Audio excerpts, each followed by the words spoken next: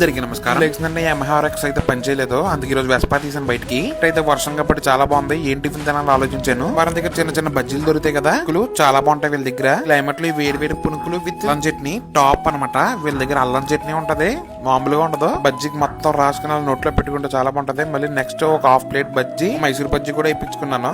వేడిగా ఉంది, జస్ట్ అప్పుడు మా ముందే దిగిందని. టిఫిన్ అయితే ఇలా కంప్లీట్ చేసా. మార్కెట్ కి వెళ్ళిపోయాను.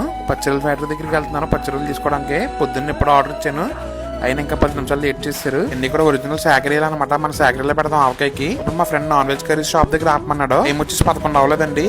చూడండి ఎంత మంది జనం ఉన్నారో. అలాపర ముస్లిం వీధిలో ఉంటదండి వీళ్ళ షాప్. నాన్ వెజ్ కర్రీస్ అన్ని కూడా చాలా అందుబాటులో రేట్లకు దొరుకుతాయండి. 50 రూపాయలు మాత్రమే కర్రీస్. తక్కువ సరే టేస్ట్ కూడా చాలా బాగుంటాయి. షాప్ కూడా మా ఫ్రెండ్ వాళ్ళదేనండి. ఈ లోపల మా ఇంటికి వచ్చాను అనమాట. ఈ లోపల ఫ్రెష్ గా పికిల్ పెట్టారు, నవరత్నాలు పికిల్ అని చెప్పి 9 రకాలు వేసి పెడతారు ఆవకాయ. ట్రై చేయకపోతే ట్రై చేయండి. నాన్ వెజ్ పచ్చళ్ళు అన్ని కూడా ప్రతి దొరికితే పైన లింక్ ఉంటుంది, దాంట్లో కొనుక్కోవచ్చు. ఈ లోపు మధ్యాహ్నం భోజనానికి ఫ్రెండ్ వాళ్ళ అన్నయ్య మ్యారేజ్ కి వచ్చాను. లేట్ అయిపోయిన టైం. మా ఫ్రెండ్స్ పాపం దాకా నుంచి నా గురించి వెయిట్ చేస్తున్నారు భోజనం చేయకుండానే. ఇంక వెళ్ళగానే కూర్చున్నాను. ఐటమ్స్ అయితే చాలా రకాలు పెట్టారు. Biryani, wool chutney, veg curry, పనస ముక్కల కర్రీ, కూర శనగలు, కర్రీ, మసపొట్టు, బూరి, కాలీఫ్లవర్ ఫ్రై.